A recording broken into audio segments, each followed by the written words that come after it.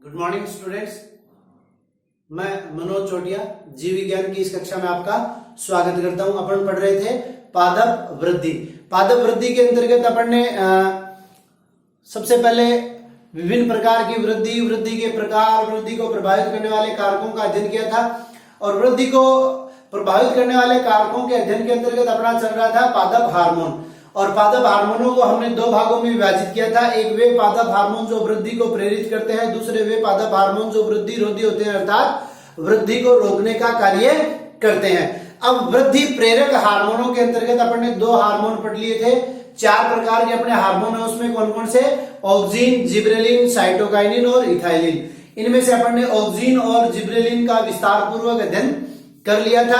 अब हमारा टॉपिक जो है आज का वो है साइटोकाइनिन। साइटोकाइनिन क्या है? साइटोकाइनिन एक इस प्रकार का हार्मोन है जो कोशिका विभाजन को प्रेरित करता है। और इसके बारे में देखिए कई साइंटिस्ट के नाम है, तो उनमें से यहाँ एक नंबर के प्रश्न के बनने की संभावना बहुत अधिक है। तो इन प्रश्नों का अपन वैज्ञानिकों के नाम के आधार पर चर्चा कर लेते हैं। सबसे पहले हेबरलैंड, मैंने बोर्ड पे लिख दिया है, आप लोग देख सकते हैं। हेबरलैंड ने फ्लोएम में एक विलयशील यानी फ्लोएम में घुलनशील एक पदार्थ की खोज की जो क्या करता है? कोशिका विभाजन को प्रेरित करता है।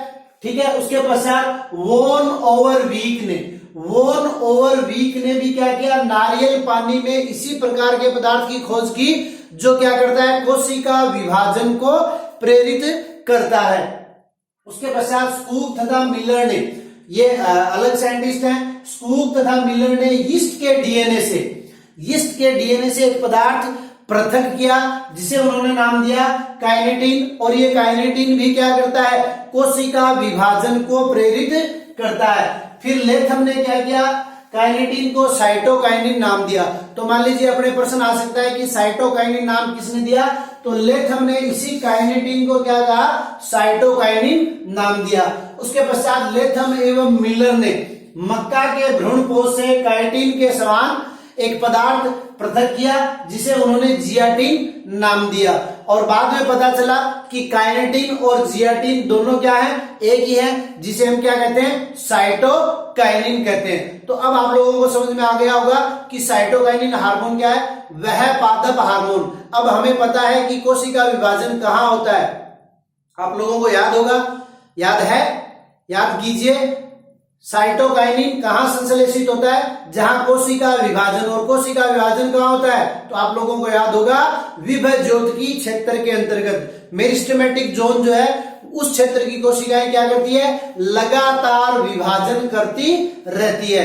तो वहां पर क्या होगा? इस हार्मोन का संश्लेषण होगा और यह हार्मोन क्या करता है? कोशिका विभाजन को प्रेरित करता है। अब हम देखते हैं इस हार्मोन की रासायनिक प्रकृति। साइटोकाइनिन का निर्माण जो है उन स्थानों पे होता है जहां पर कोशिका विभाजन होता रहता है। तो आप लोगों को ध्यान है, परोह शीर्ष और मूल शीर्ष में शीर्षस्थ विभज्योतक पाया जाता है, या जो विभज्योतक उत्तक होता है वहां पर क्या होता है? इनका संश्लेषण होता है। सामान्यतः यह माना जाता है कि साइटोकाइनिन जो है वो न्यूक्लिक अम्लों के अपघटन से बनते हैं। और रासायनिक प्रकृति की अगर बात करें तो इस प्रकार की रासायनिक प्रकृति होती है। अपने को ये संरचना याद रहे या न रहे, हम जीव विज्ञान के विद्यार्थी हैं, हालांकि आप लोग केमिस्ट्री भी साथ साथ पढ़ते हो तो इस संरचना सूत्र को आप याद कर सकते हो। लेकिन अगर संरचना सूत्र याद नहीं है तो हमारे लिए इतना पर्याप्त है कि रासायनिक रूप से साइटोकाइनिन जो है 6-फरफ्यूरल एमिनोप्यूरिन होते हैं। रासायनिक रूप से साइटोकाइनिन 6-फरफ्यूरल एमिनोप्यूरिन होते हैं। अब देखिए साइटोकाइनिन जो है वो कोशिका विभाजन को प्रेरित करता है और ऑक्सिन के साथ इसको मिलाकर और इसके संयुक्त प्रभावों को देखा जाता है। तो ज्यादातर जो साइटोकाइनिन में प्रश्न बनते हैं वो इसी प्रकार से बनते हैं। तो मैं आपको बोर्ड पे लिख देता हूं कि अगर अलग अलग प्रकार से इनका पर मिश्रण किया जाए तो इसके क्या प्रभाव पड़ते हैं। साइटोकाइनिन व ऑक्सिन के संयुक्त प्रभाव, यानी दोनों को अगर हम मिश्रित करें और मिश्रित करने के पश्चात इनके प्रभाव देखें तो पादपों की वृद्धि के ऊपर क्या प्रभाव पड़ते हैं, क्योंकि साइटोकाइनिन और ऑक्सिन दोनों ही क्या है? वृद्धि प्रेरक हार्मोन है। तो देखिए अधिक साइटोकाइनिन यानी साइटोकाइनिन की मात्रा तो क्या लें हम? ज्यादा लें, और ऑक्सिन की मात्रा क्या लें? कम लेथ, कम ऑक्सीजन, तो किसका निर्माण होता है? परोह का। और परोह किसे कहते हैं आप लोगों को पता है? पादप के वायवीय भाग को हम क्या कहते हैं? परोह कहते हैं। तो क्या होगा? अधिक साइटोकाइनिन और कम ऑक्सीजन दोनों का संयुक्त प्रभाव क्या है कि परोह का निर्माण होता है। उसके बाद में अगर साइटोकाइनिन की मात्रा हम क्या कर दें? कम कर दें और ऑक्सीजन की मात्रा क्या कर दें? बढ़ा दें। कम साइटोकाइनिन और अधिक ऑक्सीजन, तो किसका निर्माण होगा? जड़ का निर्माण होगा। साइटोकाइनिन की मात्रा क्या है? कम है। ऑक्सीजन की मात्रा क्या है? ज्यादा, तो क्या होगा? जड़ का निर्माण होगा। और दोनों की अगर बराबर बराबर मात्रा रखें हम, मध्यम साइटोकाइनिन और मध्यम ऑक्सीजन, तो क्या होगा? जड़ और परोह दोनों का निर्माण हो जाएगा। और अगर साइटोकाइनिन की मात्रा मध्यम रखें यानी सामान्य और ऑक्सीजन की मात्रा कम रखें, तो क्या होगा? केलस का निर्माण होगा। और केलस किसे कहते हैं आप लोगों को पता है? अविभेदित कोशिकाओं के समूह को क्या कहते हैं? केलस कहते हैं। यानी इसमें अभी कोई विभेदन नहीं हो पाया है। उसके पश्चात हम इसे अलग अलग प्रकार के पोषक माध्यमों में रखकर अलग अलग संरचनाओं का विकास कर सकते हैं, अर्थात इससे जड़ का निर्माण भी कर सकते हैं और तने का निर्माण भी कर सकते हैं। अभी तक इन कोशिकाओं में कोई विभेदन नहीं हो पाया कि ये कौन सी संरचना का निर्माण करेगा, अर्थात मध्यम साइटोकाइनिन और कम ऑक्सीजन अनुपात होगा तो किसका निर्माण होगा? केलस का निर्माण होगा। और केलस किसे कहते हैं? अविभेदित कोशिकाओं के समूह को केलस कहते हैं। अब देखिए ऑक्सीजन के कार्य की प्रभाव, साइटोकाइनिन के कार्य की प्रभाव, फिजियोलॉजिकल इफेक्ट ऑफ साइटोकाइनिन क्या है? सबसे पहला कोशिका विभाजन, दूसरा है कोशिका दीर्घन या कोशिका दीर्घीकरण, सेल इलोंगेशन, तीसरा है कोशिका विभेदन, सेल डिफरेंशिएशन होता है, शीर्ष प्रभाविता का निरोध, एपिकल डोरमेंसी जो कि ऑक्सीजन का एक मुख्य प्रभाव था, और प्रसुप्ता को नष्ट करना, उसके पश्चात जीर्णता का विलंब। सबसे पहले बात करते हैं अपन कोशिका विभाजन। जैसा कि अपने को पता है, अभी अपन ने पढ़ा है, साइटोकाइनिन क्या है? उन स्थानों पर संश्लेषित होता है जहां कोशिका विभाजन होता है, चाहे वो परोह शीर्ष हो या वो मूल शीर्ष हो, अर्थात दोनों में क्या होता है? विभेद्योतक उत्तक का निर्माण होता है। या विभेद्योतक उत्तक क्या करता है? लगातार कोशिका विभाजन करता रहता है। तो एक प्रकार से हम ये कह सकते हैं कि साइटोकाइनिन क्या करता है? विभेद्योतक उत्तक के निर्माण की क्रिया को प्रेरित करते हैं। अब देखिए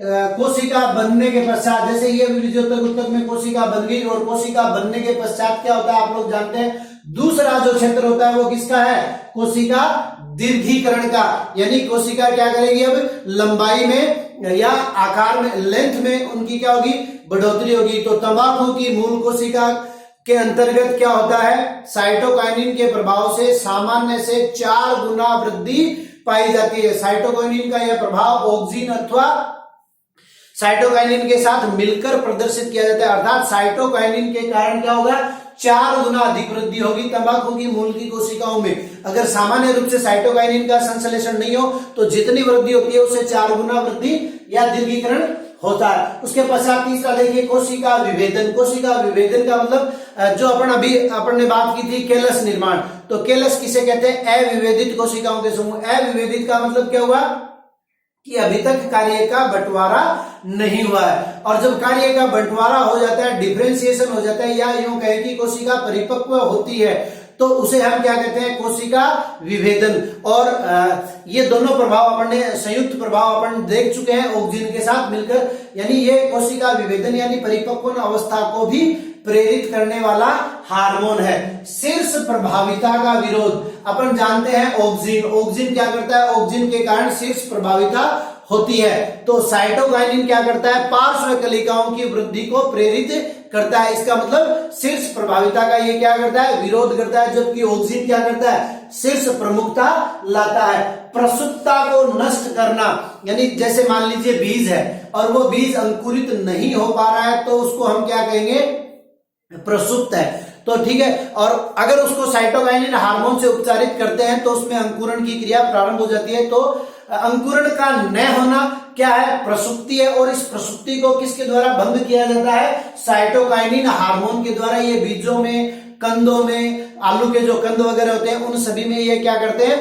प्रसुप्ता को भंग करने का कार्य करते हैं। और अंतिम इसका कार्य की प्रभाव क्या है? जीर्णता का विलंब। जीर्णता क्या होती है आप लोगों को पता है? प्रौढ़ावस्था के पश्चात, ठीक है, और मृत्यु से पहले की जो अवस्था, एक तरह से सामान्य शब्दों में हम कहें तो जो बुढ़ापा है, ठीक है ना, यानी वृद्धावस्था के जो लक्षण प्रदर्शित होते हैं उन लक्षणों को साइटोकाइनिन हार्मोन क्या करता है, दूर करने का कार्य करता है, यानी कोशिका विभाजन को प्रेरित करता है। जैसे जैसे पादप पुराना होता जाएगा तो क्या होगा, कोशिका विभाजन जो है वो मंद होता जाएगा, या यूं के प्रोटीन, न्यूक्लिक अम्ल इनका अपघटन प्रारंभ हो जाता है। लेकिन साइटोकाइनिन की उपस्थिति से ये शीघ्रता से अपघटित नहीं होते और इस प्रकार से जीर्णता की क्रिया को जो है वो रोका जाता है या लंबे समय तक उसको स्थानांतरित कर दिया जाता है। तो साइटोकाइनिन के जीर्णता विलंब के प्रभाव को रिचमेंड-लेंग प्रभाव भी कहते हैं। रिचमेंड-लेंग प्रभाव, तो इसके ऊपर अलग से प्रश्न पूछा जा सकता है कि रिचमेंड-लेंग प्रभाव किसे कहते हैं। तो आंसर अपना क्या हो जाएगा, साइटोकाइनिन के द्वारा जीर्णता को विलंबित करना रिचमेंड-लेंग प्रभाव कहलाता है। आज के लिए इतना ही विद्यार्थियों, कल हम इथाइलिन और एब्सिसिक अम्ल हार्मोन के बारे में पढ़ेंगे। धन्यवाद फॉर टुडेज क्लास।